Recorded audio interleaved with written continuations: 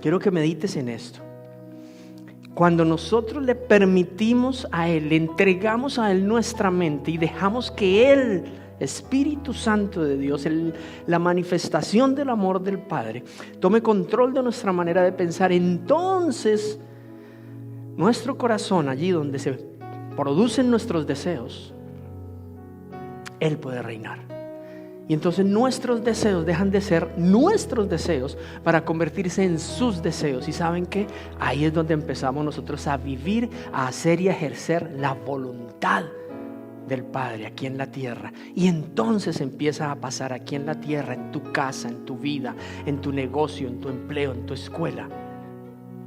Empieza las cosas a ser como en el cielo. Se empieza a hacer la voluntad del Padre.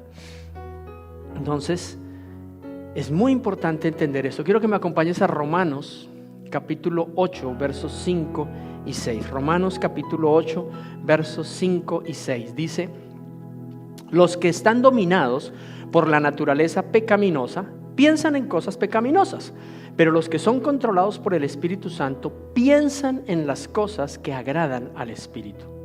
Por lo tanto, permitir que la naturaleza pecaminosa les controle la mente lleva a la muerte, pero permitir que el Espíritu les controle la mente lleva a la vida y a la paz. La naturaleza pecaminosa, ahí donde dice la naturaleza pecaminosa no es otra cosa que los deseos de nosotros. Los deseos humanos, digámoslo así, naturales, ¿ok? Lo que todo ser humano desea es lo que la Biblia llama, lo que leemos ahí en Romanos 8, como naturaleza pecaminosa. O sea, cuando nos dejamos controlar por lo que nosotros queremos, por lo que nosotros deseamos, por nuestros deseos o impulsos naturales, que son normales en ti, en mí, en cualquier persona, cuando nos dejamos controlar por esos deseos y no por los deseos del Espíritu, ahí tenemos problemas serios.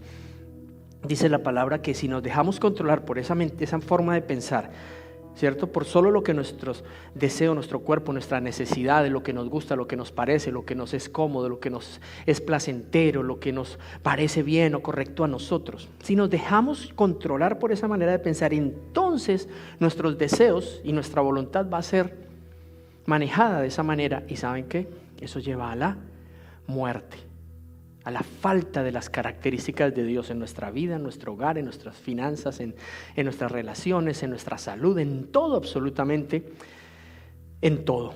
Pero sí, lo que hacemos es permitir que sea el Señor el que controle eso. El Espíritu Santo dice que lleva a la vida y a la paz. Entonces, ¿qué significa esto? Que si nosotros morimos, gracias Chamito, gracias a Chamo, gracias a todo el equipo de producción, Camilo, Keren, Jenny, todos los que están detrás de cámaras, Geraldine, cada uno de ellos, perdón por ponerme a nombrarlos porque siempre se me olvida alguien, no porque sea menos importante, pero hay un gran equipo detrás de todo esto, gracias.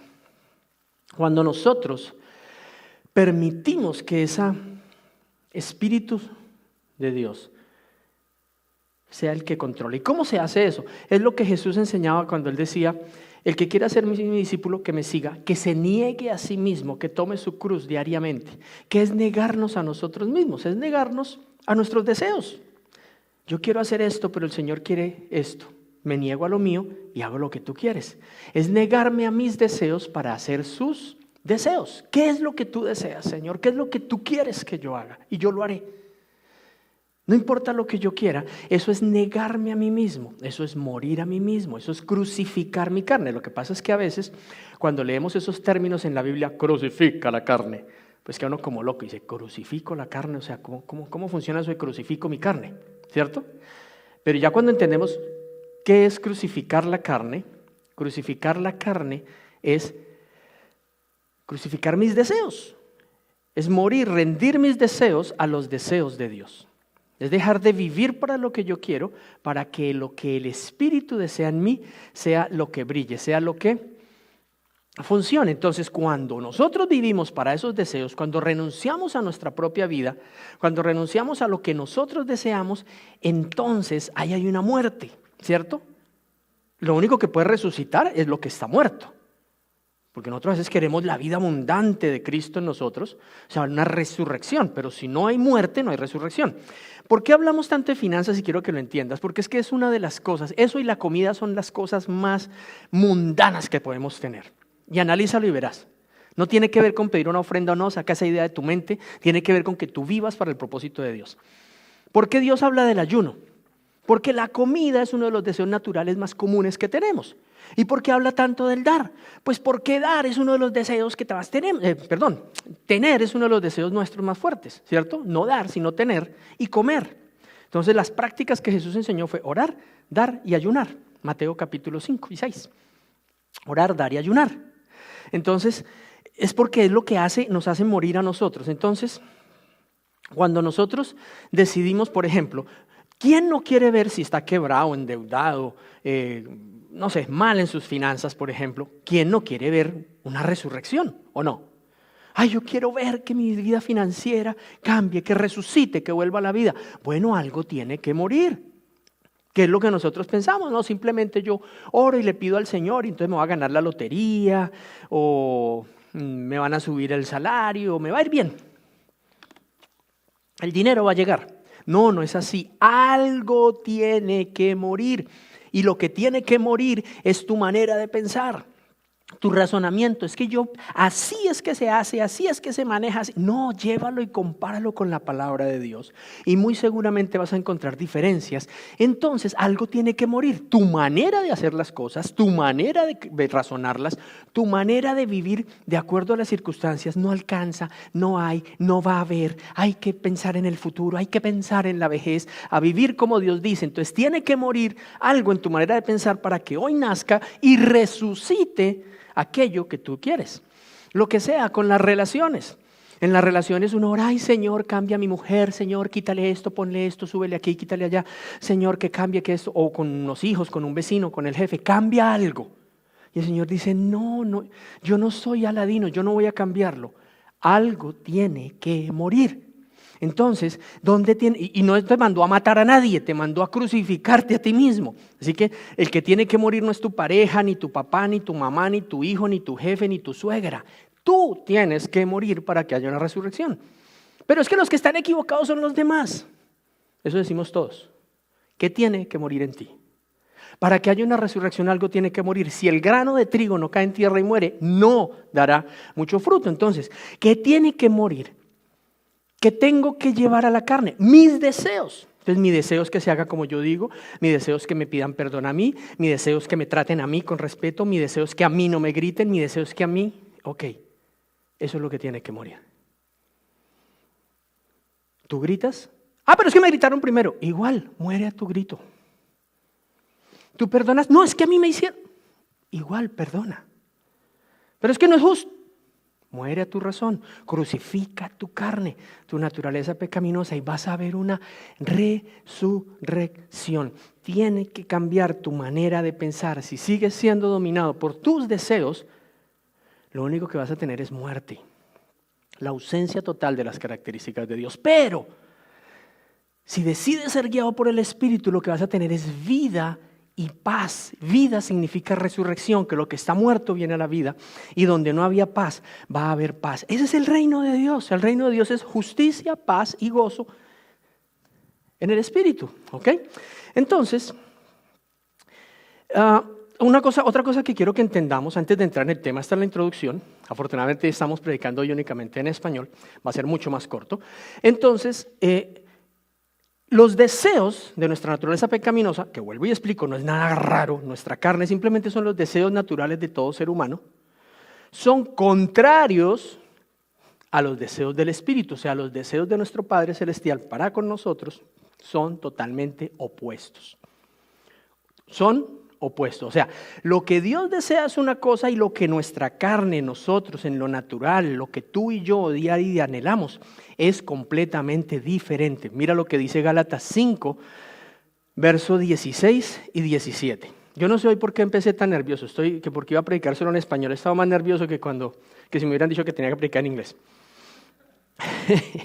Gálatas 5, 16 y 17. Por eso les digo, dejen que el Espíritu Santo los guíe en la vida o sean guiados por el Espíritu Santo. Entonces no se dejarán llevar por sus propios impulsos, por los impulsos de su naturaleza pecaminosa. Y mira lo que les digo, lo que les decía. La naturaleza pecaminosa desea hacer el mal, que es precisamente lo contrario de lo que quiere el Espíritu. Y el Espíritu nos da deseos que se oponen completamente a lo que desea la naturaleza pecaminosa. Esas dos fuerzas luchan constantemente entre sí. O sea, lo que tu cuerpo, tu carne, tus deseos naturales quieren, lucha todo el tiempo contra lo que Dios quiere en ti y contigo. Son dos cosas completamente diferentes. Entender eso es espectacular. El día que tú entiendes que lo que tú deseas no es lo mismo que Dios desea, te empiezas a dar cuenta que lo que tú crees bueno no necesariamente es bueno para Dios. Lo que tú deseas, lo que tu carne, lo que tu mente natural razona, la lógica humana con la que funciona el mundo entero es contraria a los deseos de Dios. Por eso es que el mundo está como está. Por eso el mundo está como está. Porque si nosotros pensáramos y deseáramos lo que Dios desea, todo sería bueno, agradable, perfecto y sería en la tierra como es en el cielo. Se haría todo conforme a su voluntad. ¿Ok? Muy importante esto y vuelvo a hacerle énfasis, muy importante que tú lo entiendas. Los deseos naturales, normales, diarios, cotidianos. Yo no estoy diciendo el deseo de robar un banco, de tener una orgía, de matar a alguien. No. Tus deseos diarios, normales, humanos, naturales, son contrarios a lo que Dios desea. ¿Sabes por qué? Porque nuestros deseos humanos y naturales están basados en una premisa que dice primero yo, segundo yo, tercero yo. Porque nuestros deseos naturales son individuales, son egoístas, son para nosotros. Los deseos de Dios son mucho más altos, porque incluyen un plan mucho más grande en el que finalmente nosotros somos bendecidos. Te voy a poner un ejemplo. Cuando la nación de Israel fue llevada en el exilio, en el destierro, fue llevada a otro lugar, a Babilonia, por ejemplo, fue llevada en el exilio, y el Señor le dio una palabra a través de un profeta, y le dijo a la nación, compren, cásense, tengan hijos, compren casa, cultiven, hagan que prospere la ciudad, que si a la ciudad le va bien, a ustedes les va a ir bien. ¿Qué pensaba cada uno de ellos? ¿Por qué Dios les tuvo que dar esa palabra?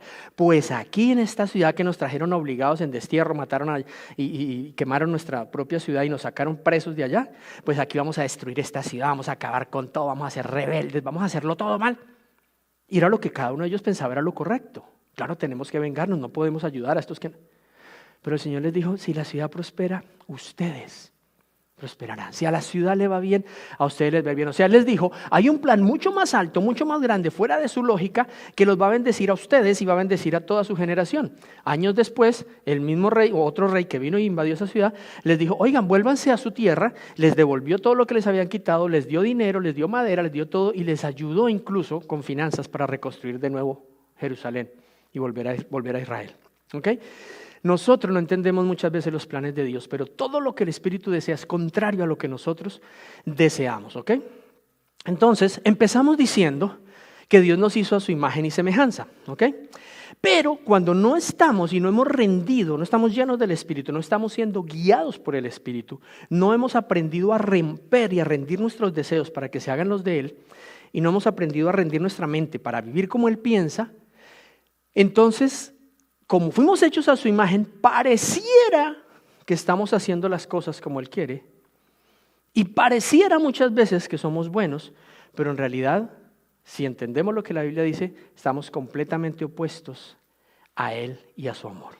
Bueno, quiero que lo analicemos. Entonces vamos a hablar hoy de un tema muy, muy tremendo que Dios nos ha venido hablando desde hace días y es la compasión. Pero vamos a mirar dos cosas. Esa misma compasión, digámoslo así, versión natural, versión carnal, versión humana y la versión divina. ¿Okay? Y en español hay dos palabras. Una es la palabra lástima y la otra es la palabra compasión. Entonces vamos a ver la diferencia entre lástima y compasión. ¿Qué es lástima? Lástima es un sentimiento 100% humano, 100% natural. Lástima es lo mismo que sentir pesar por alguien. ¿Okay? ¿Por qué es un sentimiento humano y natural? Porque la lástima o el pesar tiene que ver cómo yo me siento frente a algo. Entonces, como yo me siento mal, como a mí me incomoda algo, como a mí eso me parece tan terrible, yo tengo que hacer algo para yo librarme del sentimiento malo que yo tengo, para yo no sentirme mal, o sea, para aliviar la manera en la cual y cómo me siento. Por ejemplo, yo voy por la calle, veo un mendigo, alguien aguantando hambre, y me sentí mal yo con este sándwich delicioso que me acabo de comprar, 12 pulgadas de pura carne. Y este pobre aguantando hambre. Hay una monedita por ahí. Tome su monedita, ya me puedo comer mi sándwich sin cargo de conciencia. ¿Por qué? Porque ya di una monedita. ¿Ok? Ya di algo. En este tiempo de pandemia, tú de pronto dices, no, pero yo aquí con comida, gente sin comida, yo voy a donar un aceitico, un arrocito, un azúcar, unas pechuguitas de pollo, ya. Ya podemos comer tranquilos, muchachos, porque ya le dimos de comer a alguien. ¿Suena bien? Sí. ¿Se ve bueno? Buenísimo. Pero es lástima, es pesar. Y tiene que ver con nosotros sentirnos mejor o no tan mal frente a algo o frente a alguien, para aliviarnos del malestar que nos produjo ver a alguien en una mala situación. Eso es lástima, ¿ok? Y es egoísta. La lástima tiene que ver es con nosotros, porque finalmente damos la monedita, entregamos el mercado, hicimos alguna ayudita y nos fuimos y todo siguió igual. Y nos olvidamos de lo que vimos. Ya, pues sí, pero yo ya hice mi parte, yo ya fui bueno, yo ya hice lo bueno porque es que yo soy muy bueno, ¿ok? Entonces, ese pesar, esa lástima, nos lleva es por motivaciones egoístas y nos lleva a hacer cosas como competir, criticar, juzgar, señalar a los demás, porque de pronto no hacen lo que nosotros hacemos, o no lo hacen como nosotros lo hacemos, o nos llena de una falsa humildad, ¿cierto? Que en realidad es orgullo, es que yo sí doy a los pobres, yo sí ayudo, es que, porque en realidad el objetivo no es cambiar la situación de una persona, sino vernos buenos. Yo sí le di ayuda, yo sí ayudé a alguien, yo sí me moví a hacer algo por alguien. ¿Ok? Esas son las palabras de alguien que siente lástima, pesar por otras personas, y es un sentimiento 100% humano que pareciera bueno, pero que no lo es. A eso es a lo que se refiere el profeta Isaías, o más bien Dios hablando a través del profeta Isaías en Isaías 64:6, ahí en la mitad del versículo dice que cuando mostramos nuestros actos de justicia para el Señor no son más que trapos sucios o trapos de inmundicia. Nuestros actos de justicia para el Señor no son más que trapos sucios o trapos de inmundicia, dice la palabra. Trapos de inmundicia eran los trapos con que los leprosos envolvían sus heridas cuando estaban purulentas, o los trapos que usaban las mujeres en la antigüedad cuando tenían su periodo menstrual. Entonces, así de sucios, de inmundos, son para el Señor nuestras, ojo pues, nuestras, o sea, humanamente hablando, nuestros buenos actos. Es que yo sí le di a esta persona.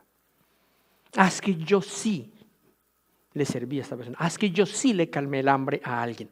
Pero es un acto que tiene que ver con nosotros. ¿Cuál es la diferencia entonces de la lástima, de el pesar a la compasión? Que la compasión produce en nosotros empatía.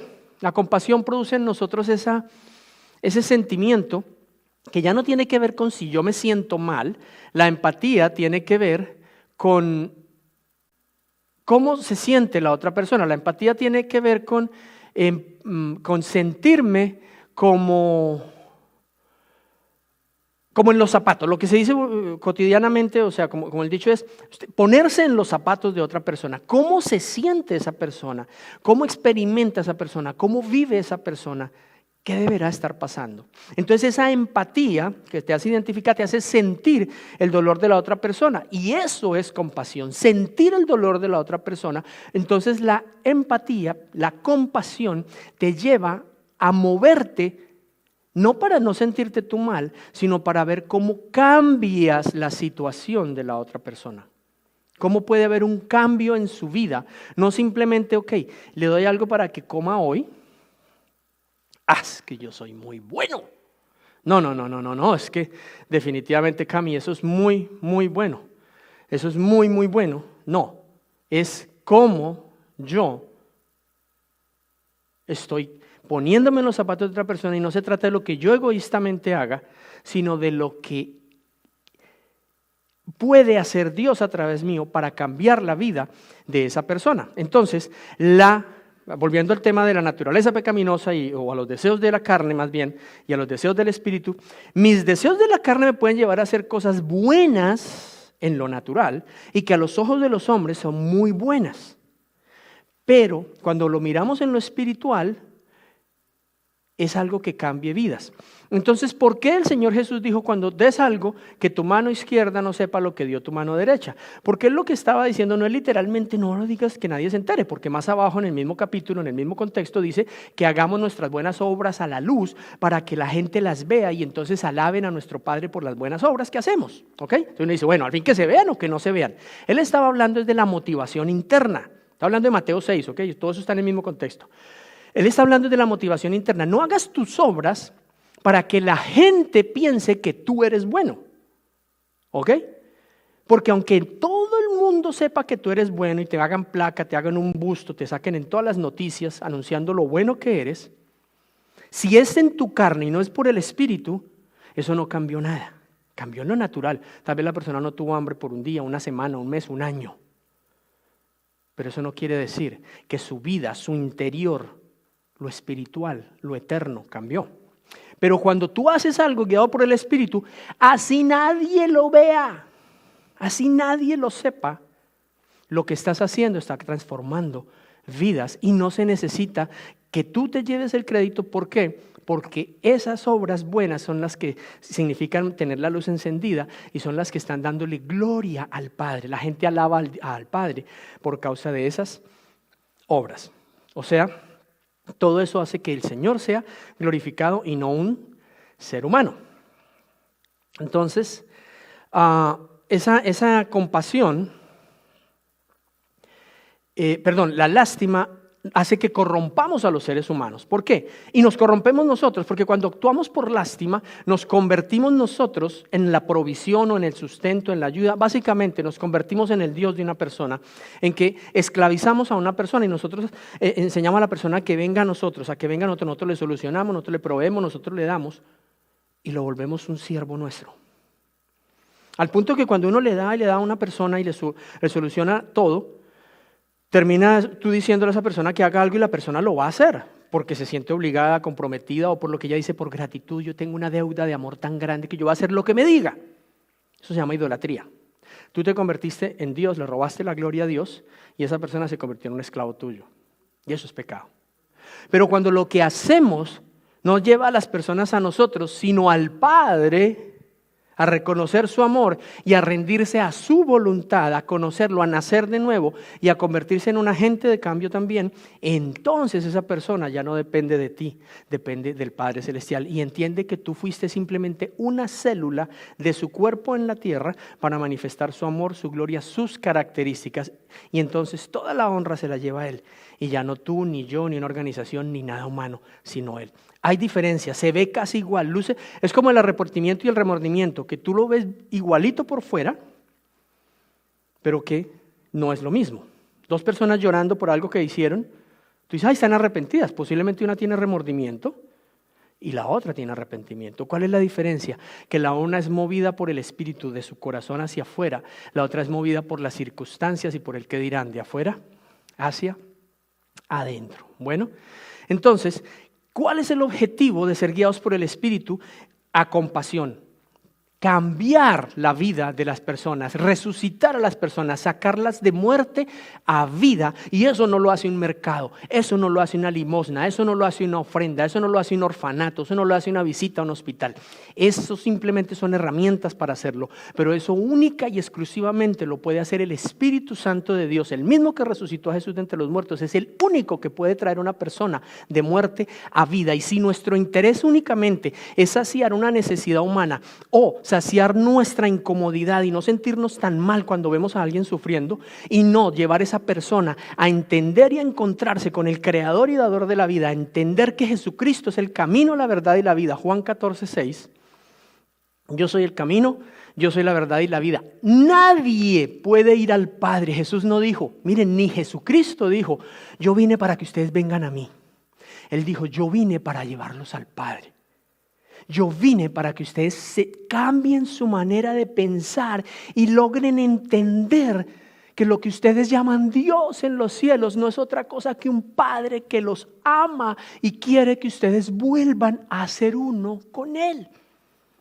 Entonces, si Jesús sanaba a un enfermo, un leproso, le daba vista a un ciego, resucitaba a un muerto, hacía caminar a un paralítico, paraba el flujo de sangre de una mujer, liberaba a un endemoniado, sacaba la depresión a una persona, perdonaba los pecados de un adúltero, de una adúltera, de un cobrador de impuestos, de un político corrupto, lo que fuera que él hizo, hasta convertir agua en vino, tenía un solo objetivo: que las personas lograran conocer las características, el amor de ese Padre, y cambiaran su manera de pensar y dijeran, wow, yo que toda mi vida he vivido tratando de alcanzar un estatus, para tratar de alcanzar que mi Padre me ame y me diga que soy bueno, cuando la verdad, lo único que tenía que hacer era rendirme al hecho de que mi manera de pensar es lo único que me ha impedido experimentar su amor, que no he rendido mi manera de pensar.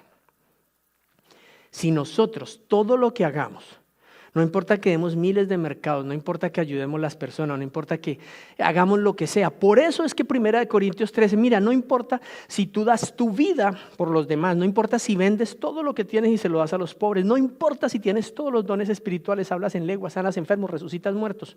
Nada de eso servirá para algo si no tienes amor.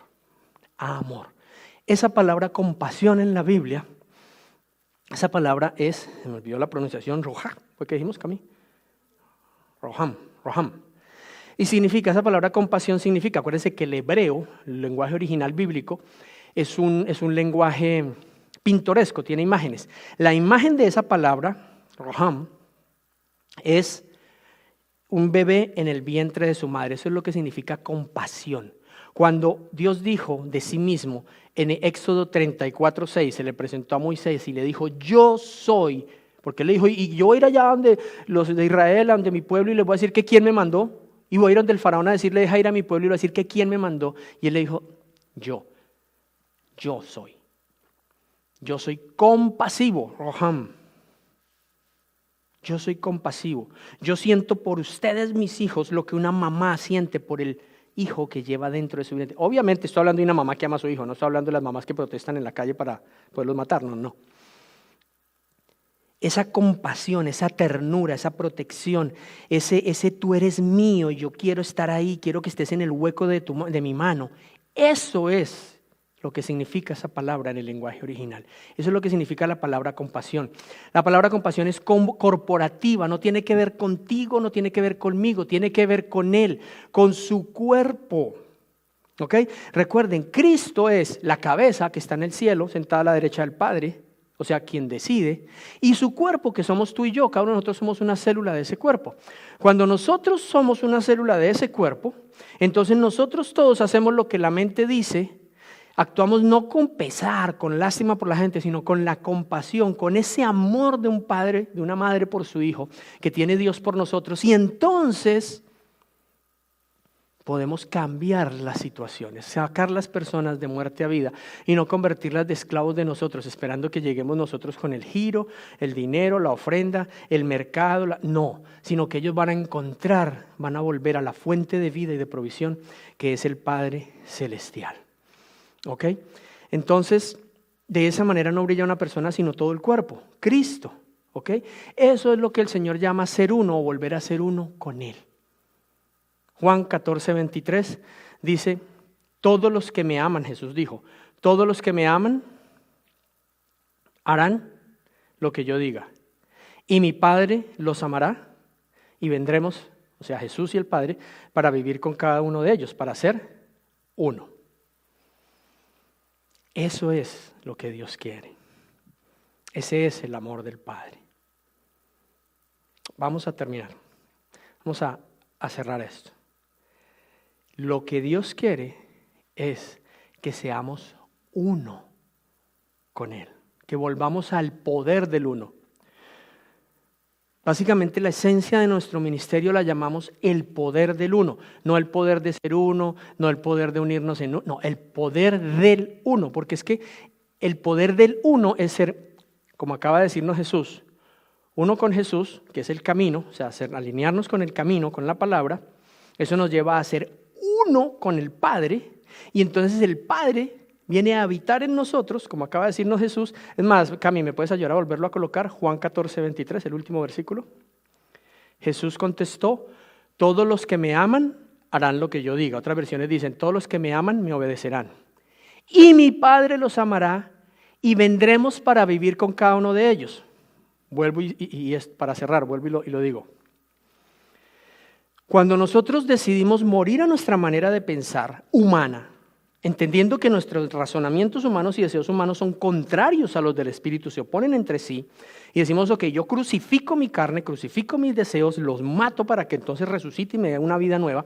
Entonces el Espíritu de Dios dice: ahora, como obedeció mi palabra, murió a su razonamiento para obedecer a mi palabra, Cristo Jesús, nos hacemos uno con Cristo. ¿Ok? Somos uno con la palabra de Dios. Cuando somos uno con la palabra de Dios, entonces dijo Jesús: yo los llevo al Padre, yo soy el único camino al Padre, yo soy el camino, la verdad y la vida. Entonces esa verdad nos lleva por el camino que nos da vida, y la vida, la fuente de vida, es el Padre. Entonces ahora somos uno con el Padre, ya somos uno con Cristo porque nos hicimos uno con su palabra, nos hicimos uno con su muerte, morimos a nuestra razón, crucificamos nuestra carne, nos hacemos uno con la palabra, con Cristo, y Cristo nos lleva al Padre, la fuente del amor, de la vida, de la paz, de todo. Entonces ya ahora somos uno con el Padre. Entonces dice: ahora mi Padre y yo vendremos y habitaremos en ti. ¿Y sabes qué?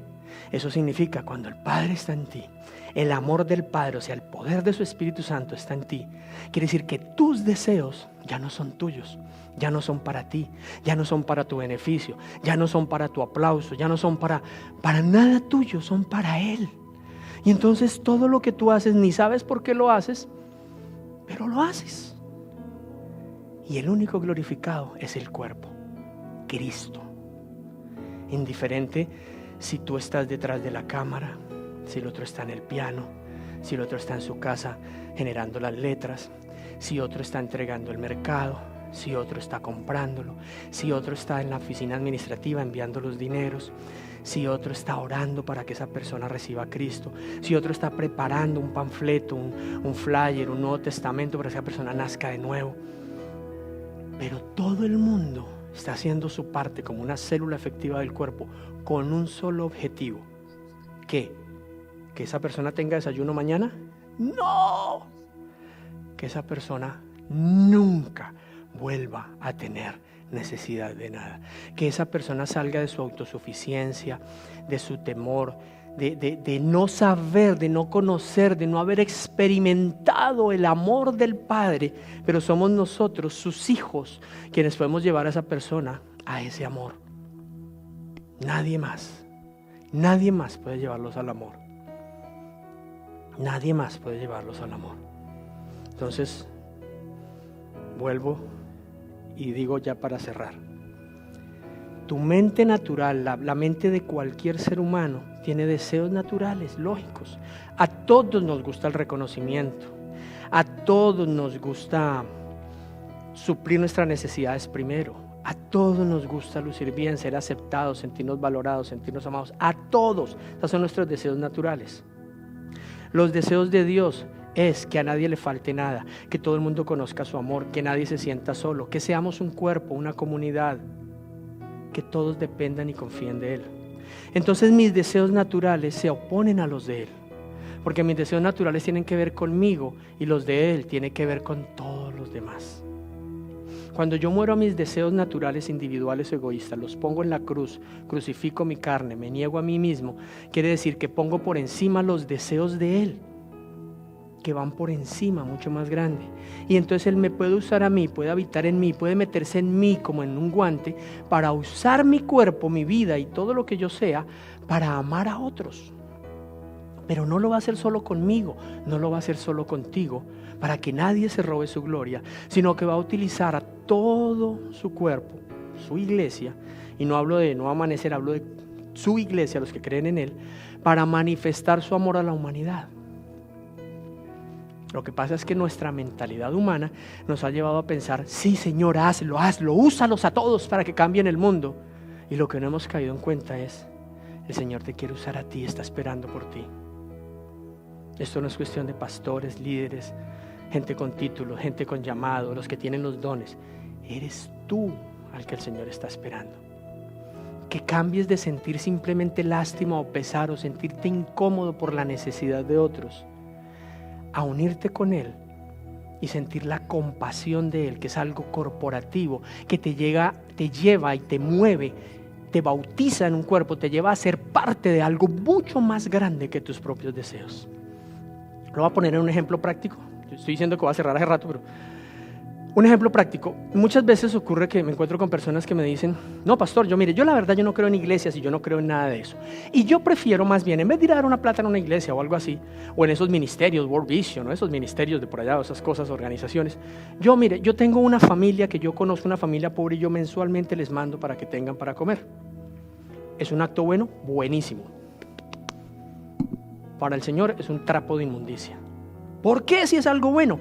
Porque cada semana cada mes esa persona va a tener para comer, pero sus vidas no son cambiadas, no nacen de nuevo, el Espíritu no nace en ellos, no se van a alinear con Cristo y nunca van a llegar al Padre para ser uno con el Padre, y entonces su fuente de provisión se vuelva a Él, las ideas creativas y las ventanas de los cielos vengan de Él. Entonces esa persona que cada mes les manda, puede ser tu hermano, puede ser tu primo, tu sobrino, lo que sea, se convierte en su Dios y toma el lugar de Dios en su vida. Pero no hay una transformación eterna, no hay una transformación mental. No pueden comprobar que la voluntad de Dios es buena, agradable y perfecta, simplemente son mendigos. Suena feo, pero así es. Pero si eso se hace a nivel corporativo, cuando nos unimos con con aquel, podemos transformar ciudades, podemos transformar comunidades, podemos cambiar vidas. Y sobre todo, cuando somos guiados por el Espíritu, porque de nuevo, un mercado no cambia una vida, un mercado abre el corazón para que una persona diga, ok, te voy a escuchar.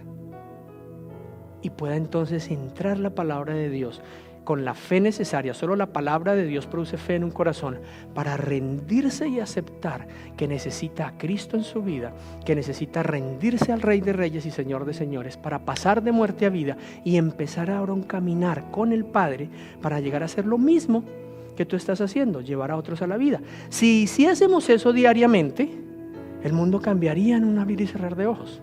Y no para mal, no por un castigo, sino porque estaríamos haciendo lo que el Señor nos envió a hacer. Así que nada podemos hacer si no nos mantenemos en Él. Juan capítulo 15 dijo, si se mantienen en mí, aquel que permanece en mí, dará mucho fruto.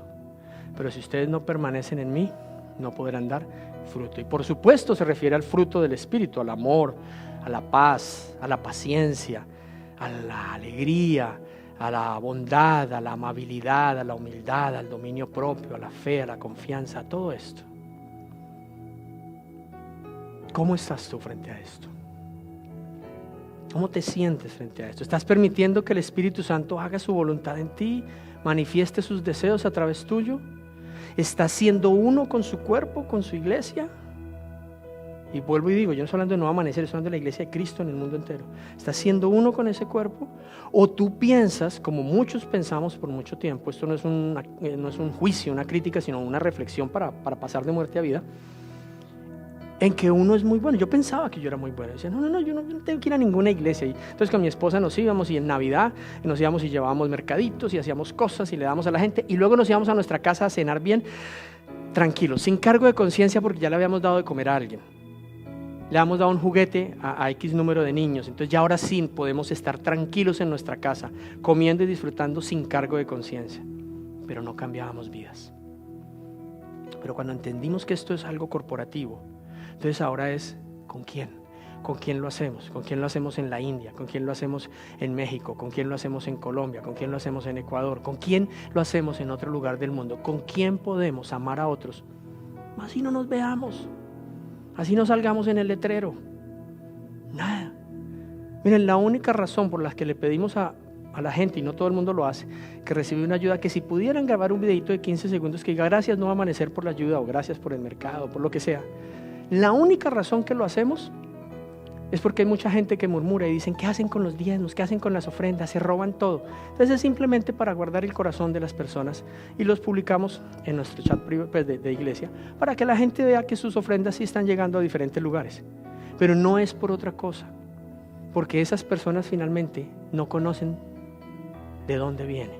Lo único que saben es que hay alguien que les está diciendo, ustedes tienen un Padre en los cielos, que aunque ustedes piensan que nadie los conoce y Él no sabe sus necesidades, envió esta ayuda desde otro lugar del mundo para que a ti no te falte, porque Él te ama. Y a través de eso pueden empezar a hablarle y presentarle el amor de ese Padre celestial. Vamos a orar unos minutos y vamos a celebrar la Santa Cena, así que espero que tengas preparado el pan, el vino, y vamos a celebrar la Santa Cena juntos. Pero reflexiona en estas dos cosas. ¿Estás permitiendo que el Espíritu Santo haga su voluntad en ti? ¿Estás siendo uno con su cuerpo? Una de las cosas más hermosas de poder escuchar la palabra de Dios es entender que todo lo que hacemos, todo este servicio, lo hacemos para llegar a este momento donde tú puedes tener revelación de las cosas que están escondidas en tu corazón, revelación acerca de, ¿estoy siendo misericordioso o no lo estoy siendo? ¿Estoy haciendo las cosas por reconocimiento o estoy haciendo las cosas de verdad por amor a Dios y porque he entendido lo que Él me pide en su palabra? Todo este tiempo, esta oración, la alabanza y la adoración, el mensaje es acerca de este tiempo final, para que tú puedas reconocer esas cosas que hay en tu corazón, por qué cosas estás siendo dirigido. Y antes de tomar la Santa Cena, me gustaría que tomaras un tiempo para que pudieras arrodillarte ahí donde estás y pudieras decirle al Señor: Dios, escudriña mi corazón y muéstrame todas aquellas cosas que me son ocultas. Dame el entendimiento de lo que aún no he entendido y dame la revelación de qué realmente significa la misericordia para ti. Nuevo amanecer.